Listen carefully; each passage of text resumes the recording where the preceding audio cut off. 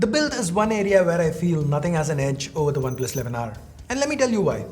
When you pick these phones up, despite having similar sized displays, they feel very different. Now that's because of how they've been designed. Let's start with the OnePlus 11R. Here OnePlus has gone for Gorilla Glass 5 to the back with a matte finish and a slight texture.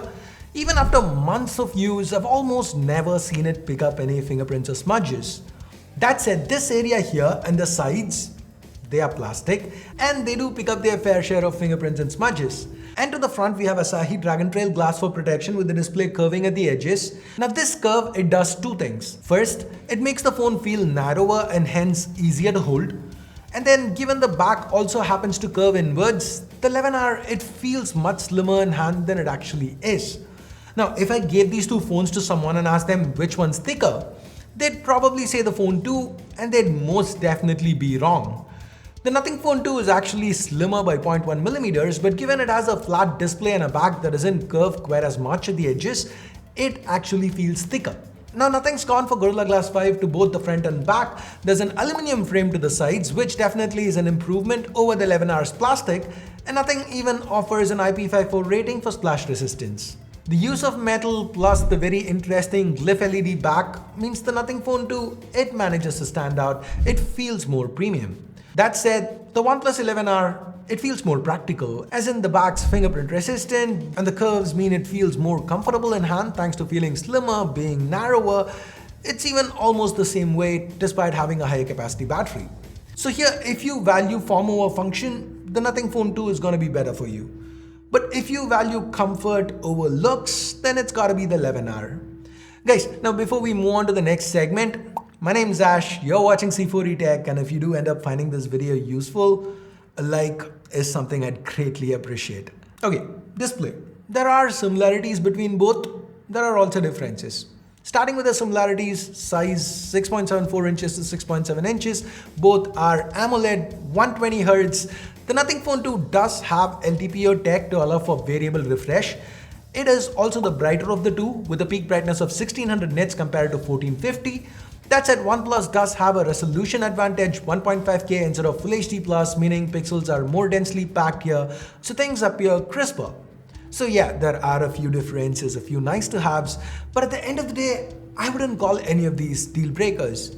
To me, what is gonna make it or break it is what you actually think about curved panels. If you find them premium, then the 11R is the right choice for you. Oh wait, you think curved displays are annoying, the reflections suck, you prefer flat panels? Then the Nothing Phone 2 would serve you better. Okay, we've seen a lot of what's on the outside. Let's now move on to what's actually on the inside. Both phones are powered by the same Snapdragon 8 Plus Gen 1 SoC. Both have LPDDR5X RAM, UFS 3.1 storage. Now the SKUs are different. OnePlus allows for more RAM, Nothing allows for more storage. Now with stability, neither phone does great, but the 11R again holds an edge with slightly better stability scores. OnePlus also holds the advantage with battery and charging. First, it's got the higher capacity battery, 5000 mAh compared to 4700. Then it's also got support for faster charging, 100 watts compared to 45. Now it takes the 11R just 26 minutes to go from 0 to 100, while it takes the Phone 2 about double that time, 55 minutes for 0 to 100. Add to it the fact that said 100-watt charger comes in the box with the OnePlus. This is most definitely advantage 11R. Now to be fair, the Nothing Phone 2 does offer the convenience of wireless charging, something the 11R doesn't, but I'm still gonna have to go with OnePlus on this one. Now on the software side of things, both phones are running on Android 13 with their custom interfaces on top, colorified Oxygen OS 13 on the 11R, Nothing OS 2.0 on the Phone 2. Nothing OS is fast becoming one of my favorite interfaces these days. It's pretty clean, close to stock, comes with no bloat, has some interesting little tweaks like folder customization, a lot of different glyph related features, etc. Oxygen OS, yes, it has its own features of course, like the Zen mode, a dedicated game tool overlay and so on, but it's been a little further away from stock since after switching to the ColorOS codebase. So yeah, personally I do prefer Nothing OS here, but the keyword here is personally.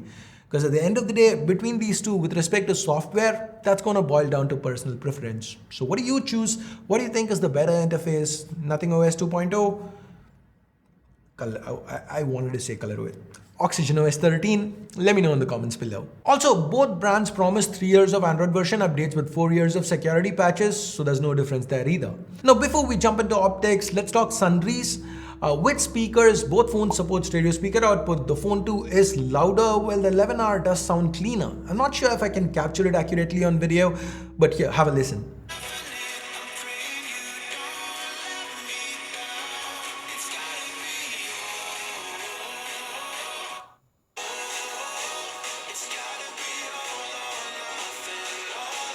As I've already mentioned, the 11R comes with a charger as well as a soft case in the box.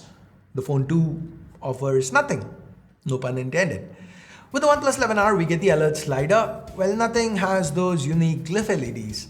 And also, as we already saw, there's support for wireless charging.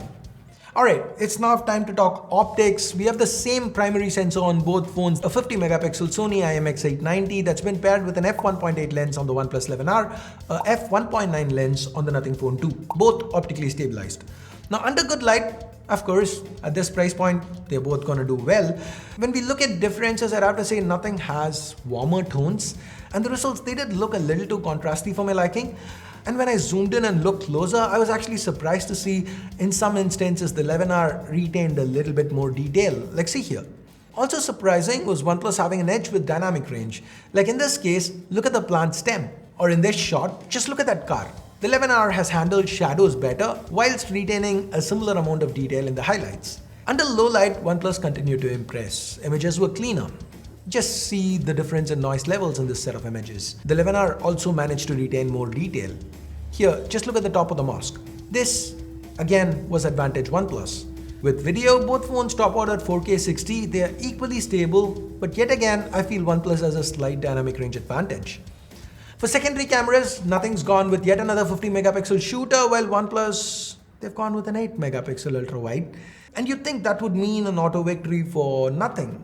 Yes, the ultra-wides were a little better, but it wasn't as big a difference as I went in expecting. The 11R continues to have an edge with dynamic range here too. Now, OnePlus does offer a 2 megapixel macro, whilst the Nothing Phone 2's ultra-wide comes with an autofocus lens unlike the 11R, so it's able to pull double duty for macros. With selfies, we have a 16 megapixel shooter on the 11R going up against a larger 32 megapixel Sony IMX615 on the Nothing Phone 2. The results actually were quite comparable. Personally, I felt the skin tones were a little better on the OnePlus. So with cameras, I actually went in expecting the Phone 2 to win, but I was quite surprised to see the 11R actually do better.